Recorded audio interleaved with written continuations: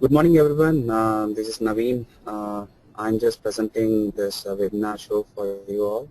Thanks for joining. And the topic for today is tips and tricks in zTPFGI. The first tip which I can show you for you is connect to the last used system. So some of the developers would be mostly getting connected to, say for example, PKG system or only to the SDSA system. So in that case, if say for example you're clicking on this green button which is connect, it just gives a pop-up saying request for available systems, and it says available systems for GI, and you can select any one of the VPAS and click OK. So this is the traditional method to get connected to any VPAS system. Say for example you are connecting all the time to MXS61, ACP MXS61, then you don't have to use this. Actually you can avoid one step to save some time. I can show you that tip. So I'm just disconnecting. So now click on Big Z, System Connections, and then here you see should reconnect to last system used. So when you enable this option, so you get an option like when you directly click on that green button, green connection button, you'll directly get connected to the MXS system, MXS67. I'm just enabling. So now if I click on this,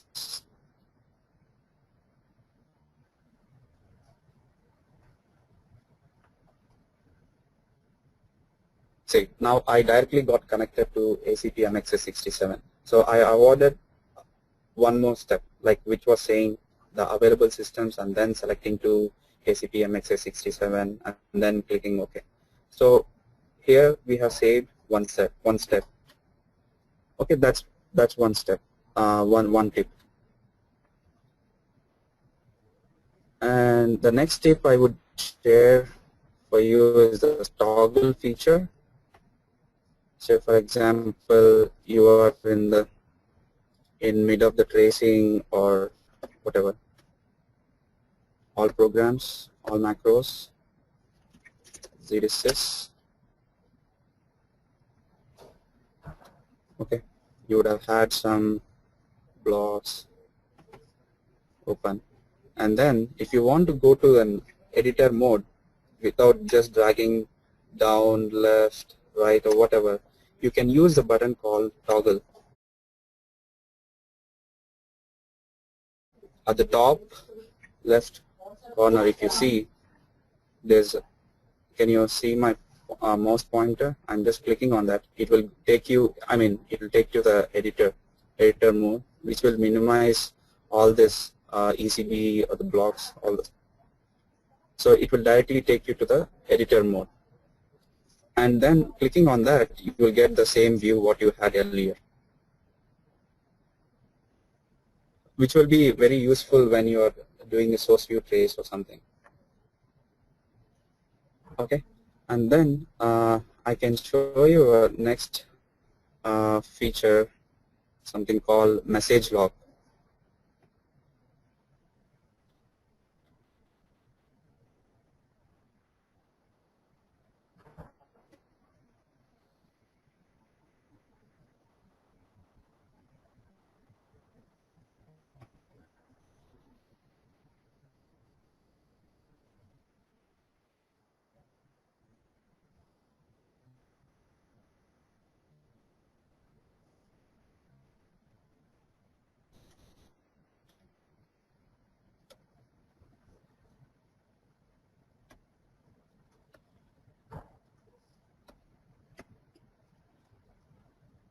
If you see here message, so usually when you're trying to hit entries and then when you're trying to save the output what you're actually getting, so the traditional method, you would go to message. Once you bring up this system, go to system, and then once you get the ELC terminal, and then you would go to message and then click on this. So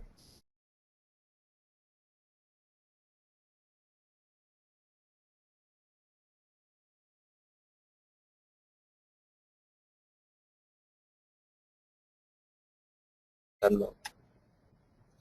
So I'll just share you the quick tip. So rather than going to message and then enabling this, you have an option on the ALC terminal itself. Just right click and then click on message log. So even that will do the same job, which we can save some time.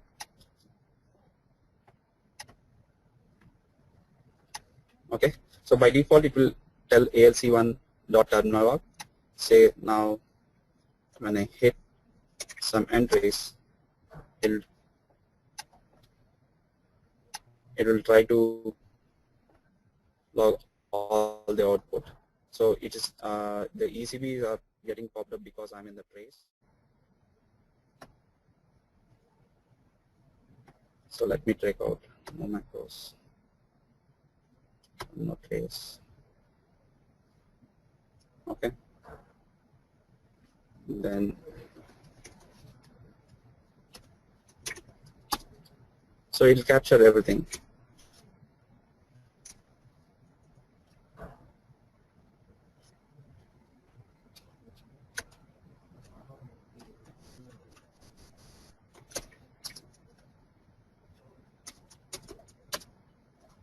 So it will try to capture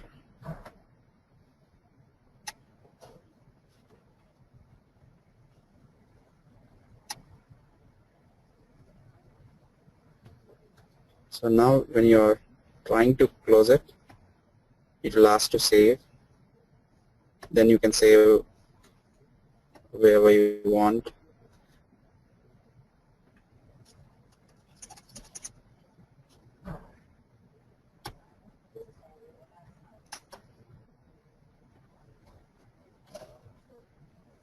So by default it can be opened with Notepad or TextPad.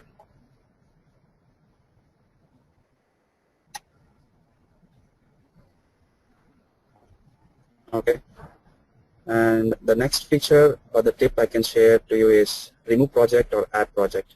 So for example, at certain point after a few months or few years, you would have made a lot of projects, and then you will be having many like 40 or 50 whatever. So your pane would be occupied with many of your projects. So there's an option, something called remove. You don't have to delete the projects. You can still remove the project. There's a difference between remove the project and delete the project. When you delete the project, your work area, I mean whatever you have saved, the programs all would be deleted. Whereas when you remove, it would be just removed from this pane. You can keep short the projects what you are currently working on. Actually, all these projects would be stored somewhere called my documents, TPS software, zTPFGI, GI user. So this is where the projects, whatever you are mapping, this is the place where it gets stored. So when you delete, it would be deleted even from here. So when you just remove, say for example, I have a whole project, I would just remove. Okay, so it is removed from the view. But say for example, at some point of time later, I want to add it, then I would right click on the projects, add existing project. So I would go to GI user, then I would see my first project, then open. So it's getting loaded. So thereby you can manage your projects very effectively. You can keep short, you can keep the current projects what you are working on. So this is one tip. And probably you would have known, I just wanted to share again, minimize the ribbon menu. So with this step, you will get a lot more space, or the view would be a bit bigger. So right click on the top, or you can even click on this down arrow where you can see, here you see the minimized ribbon, right? So if you observe now, the ribbon is minimized. So once again I am unchecking it, you would get the ribbon. So the same way you can even click here also. Minimize ribbon. So the view would be a bit bigger. Okay, and you have an option like rather than just going from big Z system connections and then should reconnect to last system used or connect or disconnect. So all these options you can get pretty much on the quick access toolbar. Like if you click here, you can select what you want on quick access toolbar. You can customize it. Say for example you are saving on frequent basis, then you can have the save all, or if you are making changes and then reverting back, then you can have undo. And say for example if I don't want this toggle detail layer which is here current right now, right? So if I don't want that,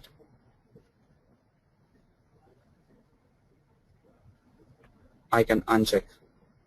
See, now it's missed. It is taken away from that. And if I want it back, I can add it.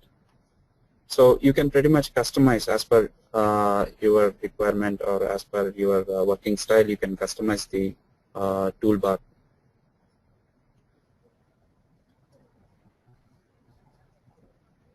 And you have an something called full screen. When you click on this full screen, I have added the full screen to my customized access toolbar. So when I click on this, so you would have a big screen. And if you want to close, you can close here, and you would be back to this.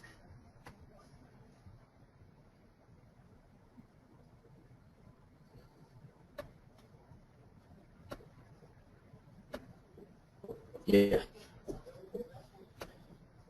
Okay. And some people, when they are tracing, they would feel like the instructions, whatever the current instruction should be at the bottom or the top. So some people will feel the instructions keeping moving up would be a better approach, and some people will think the other way around. So say for example, let us set in trace.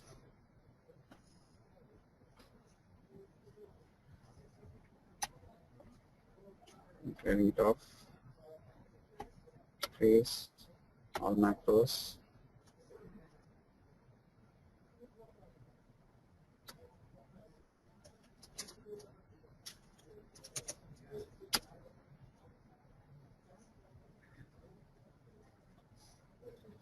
Okay.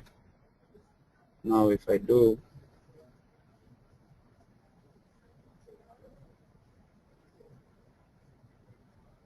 so the current instruction is coming at the top for me.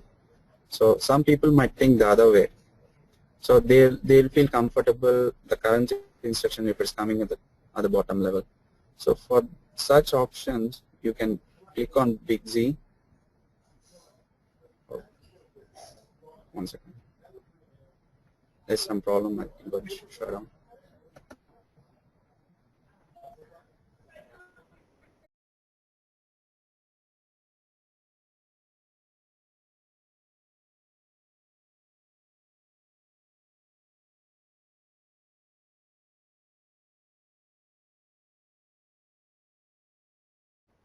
Click on Big Z, zTPFGI options, PCB level trace, and if you check this, new machine trace lines appear at the bottom. Click OK, and now select to system.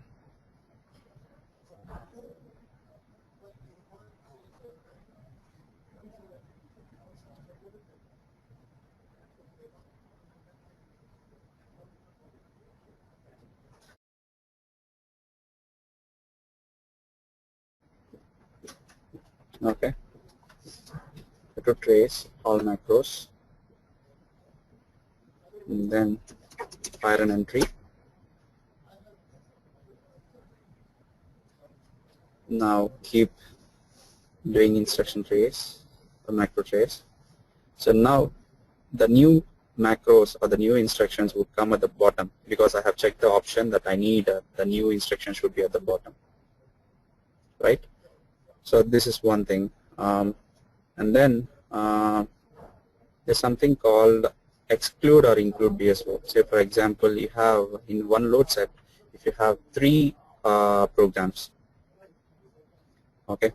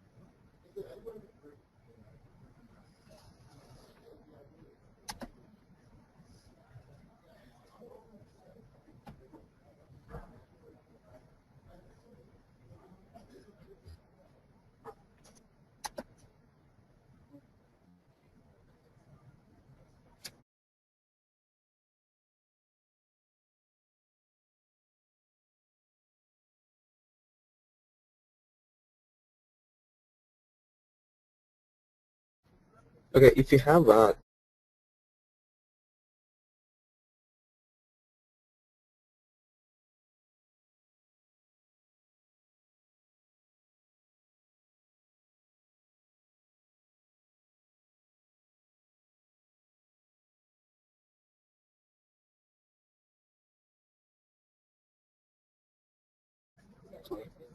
and if you have 2 or 3 load sets or more load sets, if you want to eliminate one particular thing, then when you right click, you will get an option exclude BSO or CSO. So you can select what you want to exclude. So as in this case I have only one, I just excluded that. If you have 2 or 3 or even more, you can exclude what exactly you want to exclude, so that you don't have to load again or create a new load set and then trying to load it. Okay, now if I want to include the same thing, then I can try to click on include, then it would be included. Okay, so there's something exclude BSO or include BSO. So if something is active and if you do not want for that for your tracing purpose, you can exclude it. And if you want something, then right click and then you can include that. Okay, and the other thing which especially when you're taking trace log output, sometimes some few entries would give a lot of mini programs. In such cases, sometimes the buffer would be filled, and in between the output would not be, the trace output would not be logged completely. In such cases, we have to make sure whether the size what it's already pre-allocated in the system is sufficient enough or not. So just click on zTPFGI options, go to cache and file settings, and then if you see here in other settings, maximum trace output file size. This, if you say for example you have very small numbers, something like this, so go to zTPFGI options, advanced, which is at the bottom, expanded, cache and file settings. This you can have it for till 8 nines, 3, 4, 8 nines. Okay, so this is the maximum number you can have, and click OK. So in that cases, you would not have any problem when you are especially taking a trace log. So you know trace output where it gets stored, right? So this is something particular for an entry which would give a lot of programs which would really require a lot of space. So in such cases, you can use this tip. I think I'm pretty much done for now. If you have any questions, maybe you can start asking.